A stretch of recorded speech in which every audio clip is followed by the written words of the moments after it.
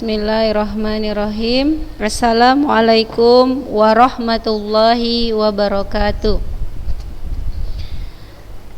Anak-anak ustazah sekalian yang ustazah sayangi, kelas 7A dan kelas 7B.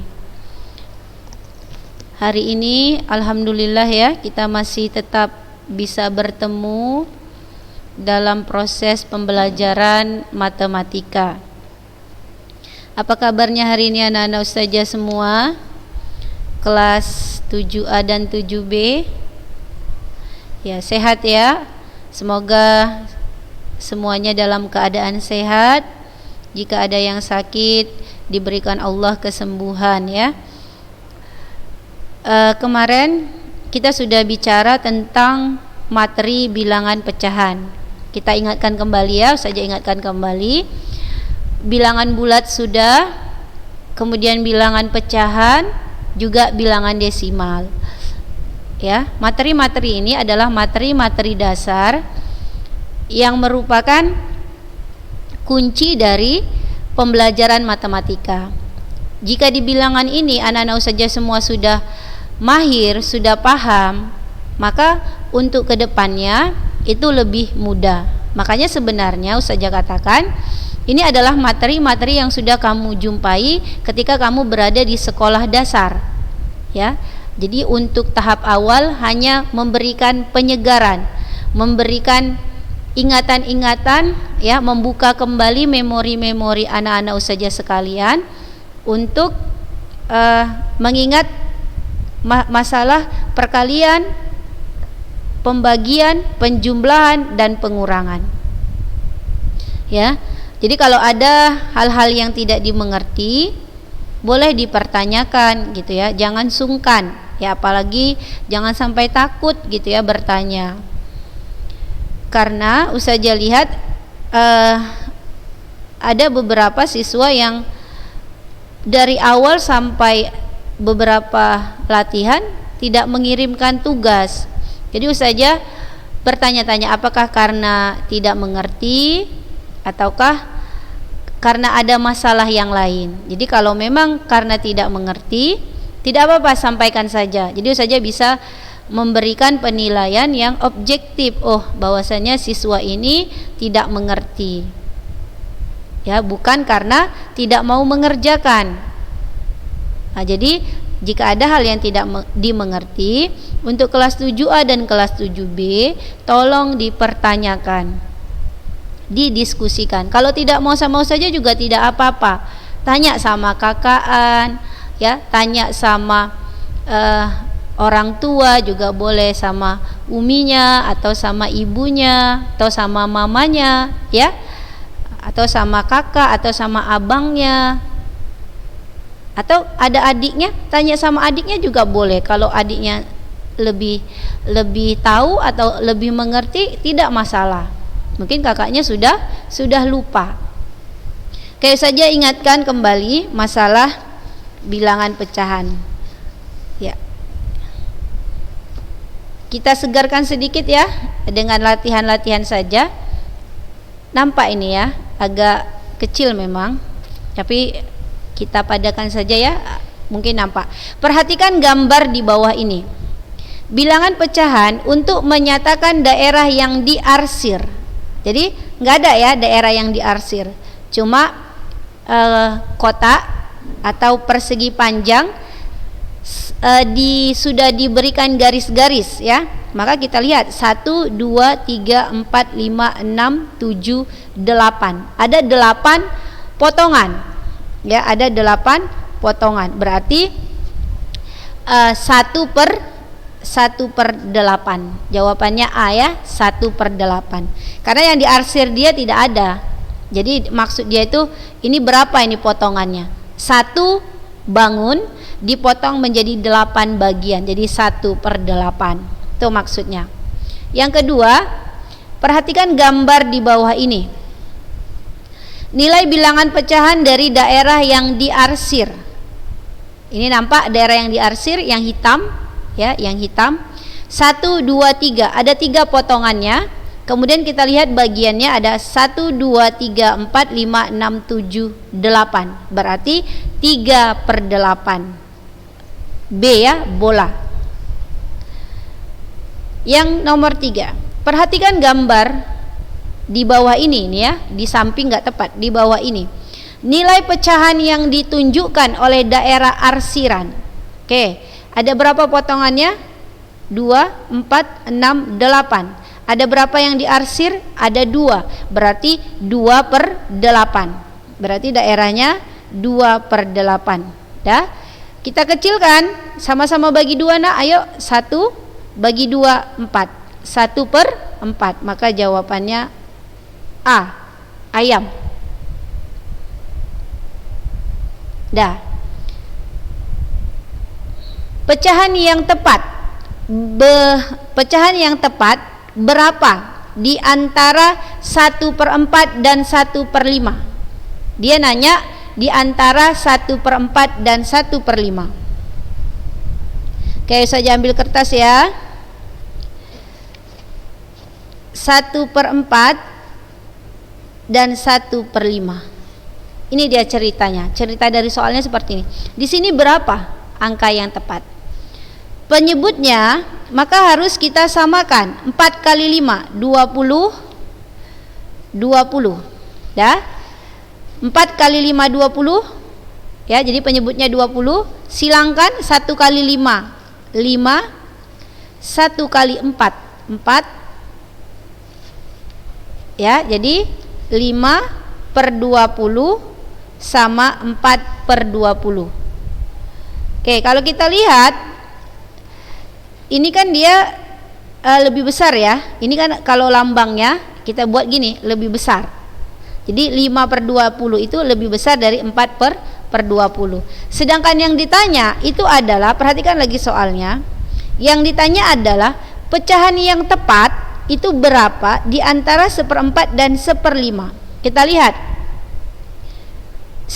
A 1/5, B 7/24, C 9/40, D 19/40. Ya. Ini kan 1/5 sudah maksudnya tidak mungkin jawabannya gitu ya. 7/24 juga tidak mungkin jawabannya, karena kan 4 dan 5 ini kalau kita cari perkaliannya, menyamakan penyebutnya itu 20 ya, 20. Berarti A dan B tidak mungkin jawabannya. Jadi antara C dan D, maka mana yang lebih tepat? Maka kita lihat, karena per 20 dia tidak bisa, maka kita gunakan penyebut yang berbeda. 40 boleh ya, 40 boleh. Jadi kita enggak mengalihkan. Kalau tadi kan 4 kali 5 20 ya, ini kita tidak mengalihkan, tetapi ini mencari KPK ya, KPK. Nanti Ustazah ajarkan kembali ya pelajaran SD-nya tentang menentukan KPK dan FPB, kelipatan persekutuan terkecil dan faktor persekutuan terbesar ya. Jadi ini 4 sama 5, ini 40. Kita buat 40. 40 bagi 4. Ingat, penyebut dan penyebut kita bagikan. 40 bagi 4 10. 10 kalikan dengan pembilangnya. 10 kali 1 10. 40 bagi 5 8. 8 kali 1 8. Baru nampak di sini.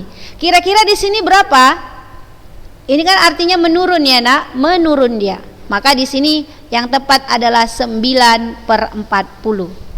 Jadi ketika kita kalikan dia tidak ada dalam jawaban A, B, C, dan D, maka kita gunakan yang lainnya. Itulah tadi lebih tepat menggunakan KPK. Ya, inilah yang dimaksud dari soal ini. Jadi jawabannya adalah C, 9/40. C. Cantik ya.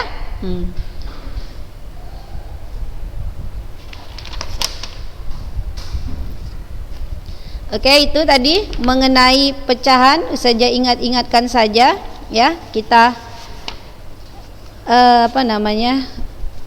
panaskan kembali ingatan kita. Oke, sudah ya. Boleh, itu kan tadi contoh ya nak, contoh yang kita kerjakan bersama-sama. Boleh anak ustazah tulis di buku catatannya gitu. Tulis saja di buku catatan. Kan nggak mungkin nanti kalau kita sudah belajar normal bawa HP, kan kita tidak boleh bawa HP ya. Jadi dicatat biar nanti lengkap. Oh, ini sudah kita pelajari. Oh, contoh seperti ini sudah pernah ustazahnya kasih. Jadi kalau nanti ustazah masukkan dalam ujian atau ulangan bulanan, bisa dikerjakan. Kita masuki sekarang EPB dan KPK. Ini ya. Tadi sudah saya bilang ya, faktor persekutuan terbesar dan kelipatan persekutuan terkecil. Ayo, Ustazah ingatkan faktor. Apa itu faktor? Kalau misalnya 2, angka 2, ini faktornya 1 dan 2. Gitu kan? Kalau 4, ini faktornya 1, 2, dan 4. Kalau SD kan kayak gini ya, kita belajar ya. Saya juga masih ingat. Tapi kita nggak tahu kadang dari mana faktor itu ya. Yang penting seperti ini. Kita ikuti aja apa kata gurunya. Baru misalnya 6. 1, 2, 3, dan 6. Ini faktor. Jadi faktor itu adalah angka yang habis dibagi dengan bilangan tersebut lah. Misalnya 2. Faktor dari 2 itu kan 1 dan 2. 1 ini habis dibagi dengan 2. Ya, 2 ini juga habis dibagi dengan 2. 4 gitu juga, habis dibagi 1. 4 habis dibagi 2. 4 habis dibagi 4. Jadi faktor bilangan itu adalah angka yang habis dibagi dengan bilangan itu. Ini ya, kita buat faktor adalah angka yang habis dibagi oleh bilangan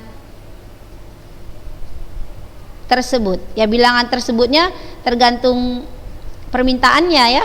Kalau misalnya faktor dari 2, maka 1 dan 2 habis dibagi 2. Kalau dia 4, 1, 2, 4 habis dibagi 4.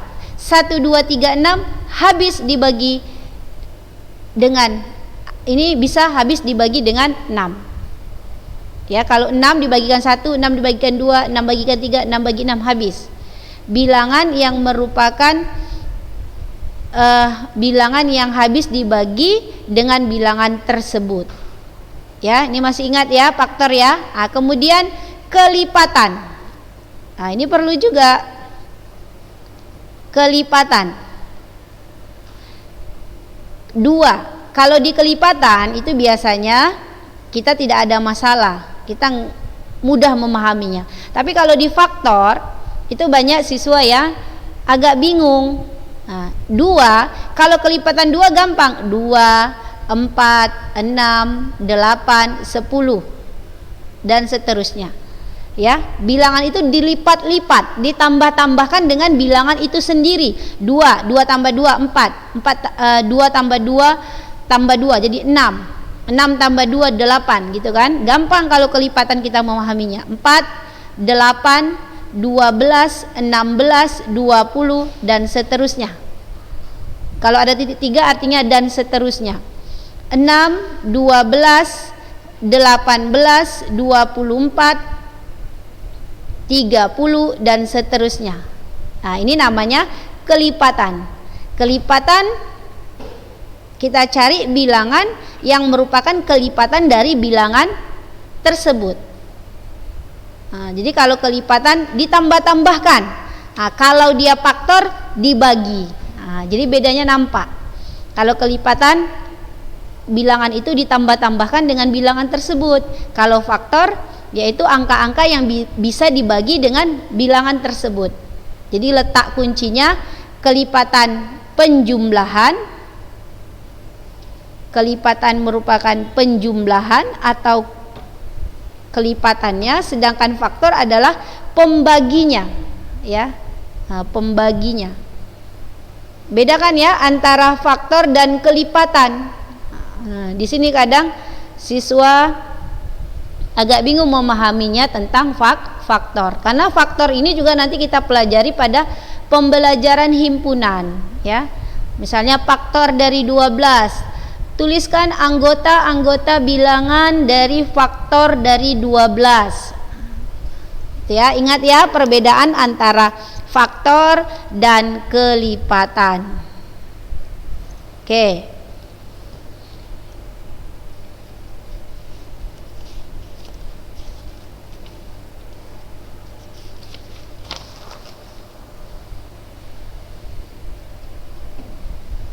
Baru kita masuki contoh. Saja tulislah dulu ya FPB-nya. Menentukan FPB. Nah, menentukan FPB itu adalah faktor yang sama. Beda guru beda kadang cara cara penyebutannya atau cara rumusnya ya beda. Mungkin guru SD-nya beda ngomongnya, saja beda gitu. Jadi jangan bilang kalau anak SD itu identik dengan gurunya ya. Nggak kayak gitu kata guru saya. Jadi selain kata gurunya itu salah gitu. Jadi berbeda ya nak. Maksudnya itu berbeda tapi tujuannya sama.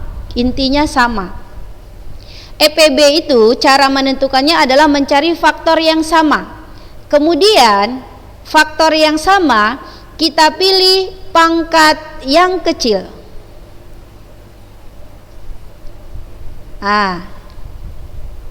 Kalau saja seperti ini mengingatkannya. EPB cari faktor yang sama, kemudian pilih pangkat yang kecil. Dari faktor yang sama itu pilih pangkat yang kecil. Untuk EPB ya, untuk KPK itu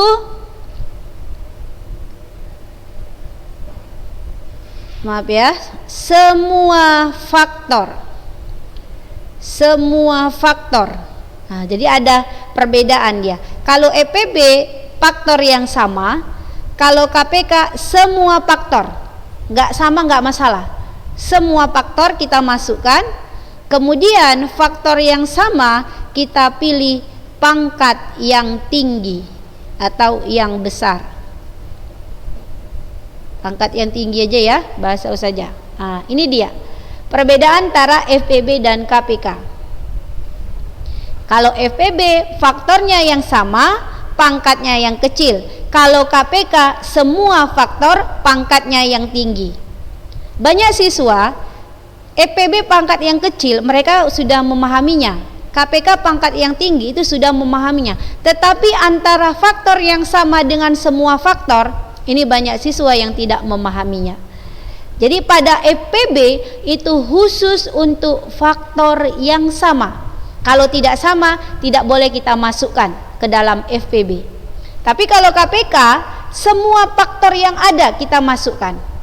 Tidak harus yang sama. Nah, jadi itu letak perbedaannya. Dah? Kalau sudah paham ini, baru kita ambil contoh biar lebih jelas. Berapa ya saja buat? Misalnya nomor 1, tentukan EPB dan KPK dari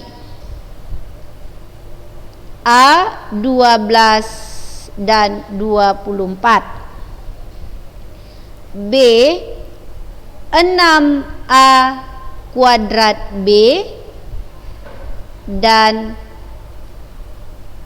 32 A B kuadrat. Jadi kalau dulu di SD itu mungkin hanya kayak gini ya nak, angka ini yang A. Tapi kalau udah SMP mulai dia berjumpa dengan huruf, berjumpa dengan variabel, pengganti, peubah, sama lah itu. Dah, ini aja dulu. Sebelum kemari, Ustazah ingatkan kembali. Ingat yang namanya bilangan prima. Bilangan prima, yuk. Ini bilangan prima itu apa? Dah, bilangan prima itu apa? Misalnya gini, bilangan prima adalah ini, gitu kan? Kemudian tuliskan bilangan prima. Tuliskan bilangan prima. Kayak gini. Kalau bilangan bulat kan udah saja kasih tahu, bilangan yang terdiri dari bilangan positif, negatif, dan nol. Maka angka-angkanya titik-titik, koma, minus 1, koma, 0, koma, 1, koma, titik-titik. Artinya 1 berlanjut, negatif 1 juga berlanjut. Itulah bilangannya. Ustazah mau juga kayak gitu. Ustazah tulis bilangan prima ini menurut saya. Tulis bilangan primanya, berapa bilangan prima itu? Ini Ustazah cari ya. Ustazah cari nih, baru jawab gitu langsung kepada Ustazah, japri Ustazah. 3 orang pertama ya, itu Ustazah kasih plus 5 PTS. 3 orang pertama Ustazah kasih plus 5 PTS 1. Nih Ustazah jelaskan, kalau kelas 7 belum ngerti ya. Misalnya nanti nak, kita ada namanya, kalau ada ya, atau bagaimana, pokoknya nanti kalau ada ujian, itu namanya ada ujian tengah semester 1, penilaian tengah semester 1. Dah, nanti kan anak Ustazah dikasih soal, misalnya ini ceritanya soal matematika, ada 3 soal. Dah, ada 3 soal, ternyata anak Ustazah yang bernama si A itu mendapatkan nilai 80 karena dia pernah menjawab pertanyaan dari Ustazah ini, dan dia sebagai orang pertama menjawab, maka nilainya Ustazah kasih jadi 85. Awalnya kan nilai dia dari ujian PTS 1 80, karena dia punya plus 5 dari Ustazah karena dia menjawab ya, karena dia belajar sungguh-sungguh, jadi 85. Kalau dia dapat 90 PTS 1-nya jadi 95. Gitu ya. Kalau yang 100 nggak usah ditanya ya. Nggak ada 105 ya nak. Jadi ini yang untuk 3 orang pertama mendapat plus 5 PTS 1. Jadi 3 orang. Kan kalau di anak Ustazah kirim ke Ustazah kan tahu ya mana yang duluan dari waktunya, dari jamnya. Jamnya kan ada di situ tertera ya. Jadi yang jamnya memang 3 orang tercepat itu yang Ustazah tulis sebagai yang berhak mendapat ini. Walaupun ada selebihnya yang menjawab benar, tetapi tidak masuk dalam 3 orang pertama, ya tidak ya. Jangan menuntut pula nanti.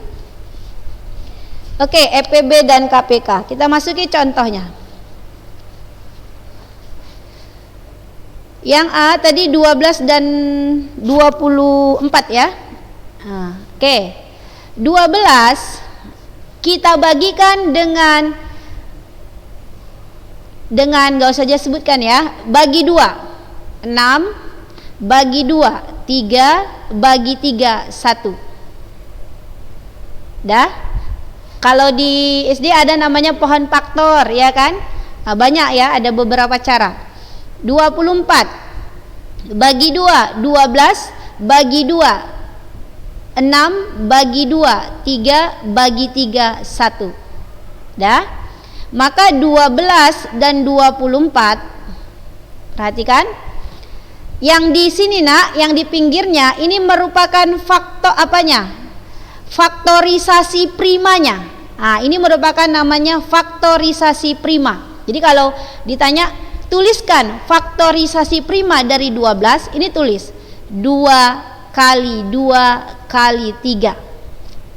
24 faktorisasi primanya, ambil pinggirnya nak, 2 kali 2 kali 2 kali 3. Kenapa harus dibagi angka 2 angka 3 angka 2 angka 3 gitu ya?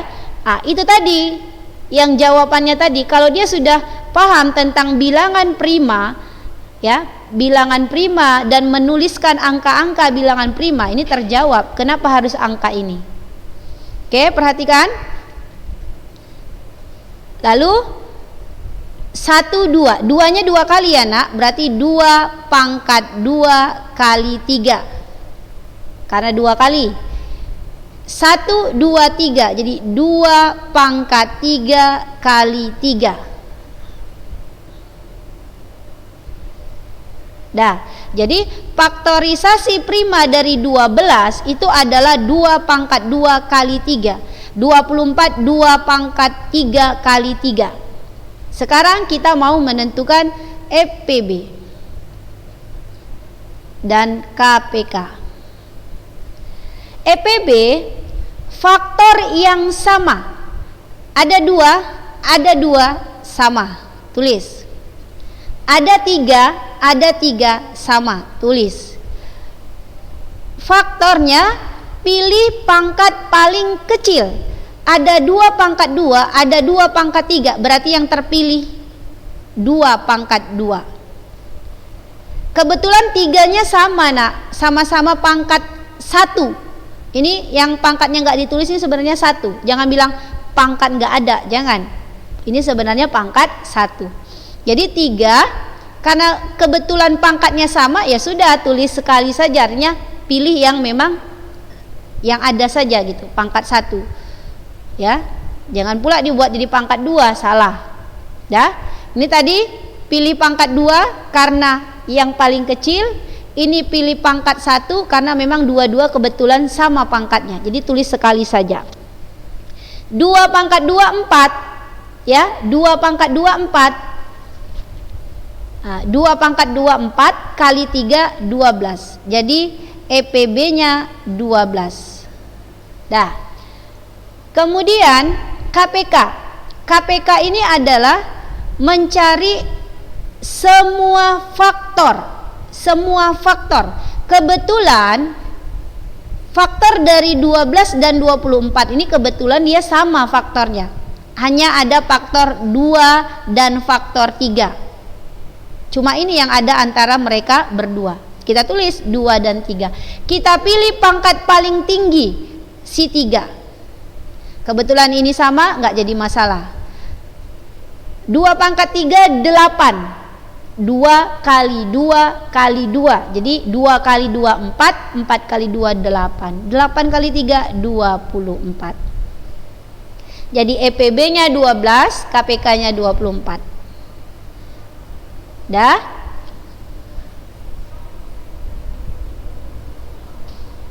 Oke, ada contoh tadi satu lagi ya. Yang B, 6A kuadrat B dan 32 AB kuadrat. Udah? 6, kita ambil dulu angkanya 6 bagi 2, 3 bagi 3, 1. Dah? 32 bagi 2 berapa? 16 bagi 2 8 bagi 2 4 bagi 2 2 bagi 2 1. Dah? Berarti 6 ini A kuadrat B. Jadi faktornya 2 kali 3 kali. Tengok hurufnya. Ada A kuadrat kali ada B, tulis B. Hurufnya ngikut aja. 32 AB kuadrat. Berarti 32 1 2 3 4 5. Berarti 32 ini 2 pangkat 5 dikali, ini ada A, ini ada B kuadrat, baru EPB dan KPK. EPB itu faktor yang sama, ada faktor 2, ada faktor 2. Oke, tulis. Ada faktor 3, enggak ada faktor 3, enggak masuk 3. Ada faktor A, ada faktor A, tulis. Ada faktor B, ada faktor B, tulis. 2 pangkat 5, pilih pangkat yang paling kecil, 2. Ada A pangkat 2, ada A, pilih yang paling kecil, A. Ada B kuadrat, pilih B. Maka 2 kali A kali B, 2AB. KPK, semua faktor, ada faktor 2, ada faktor 3, ada faktor A, ada faktor B. Kalau faktor yang sama tulis sekali aja ya. Nah, ini kan 2-nya cukup sekali aja ditulis. Pilih pangkat yang tinggi, pangkat 5. 3-nya kebetulan cuma 1. A-nya pilih pangkat yang tinggi. Ada A kuadrat, maka A kuadrat. Ada B kuadrat, maka B kuadrat. 2 pangkat 5 32. 32 kali 3, ayo 32 kali 3 96 ya. 96 ini kalau kita kalikan 96. A kuadrat B kuadrat. Jadi inilah KPK-nya, inilah EPB-nya. Ya. Oke, dah ya. Ini KPK dan EPB. Dah. Jadi tadi itu ya pertanyaan saja, apa itu bilangan prima, dan tuliskan bilangan prima karena waktunya sudah habis, Nak. Dicatat ya contoh-contoh yang sudah kita bahas di buku catatannya. Semoga anak-anak ustazah semuanya bisa mengerti ya. Kita tutup dengan lafaz hamdalah, alhamdulillahirabbil alamin. Assalamualaikum warahmatullahi wabarakatuh.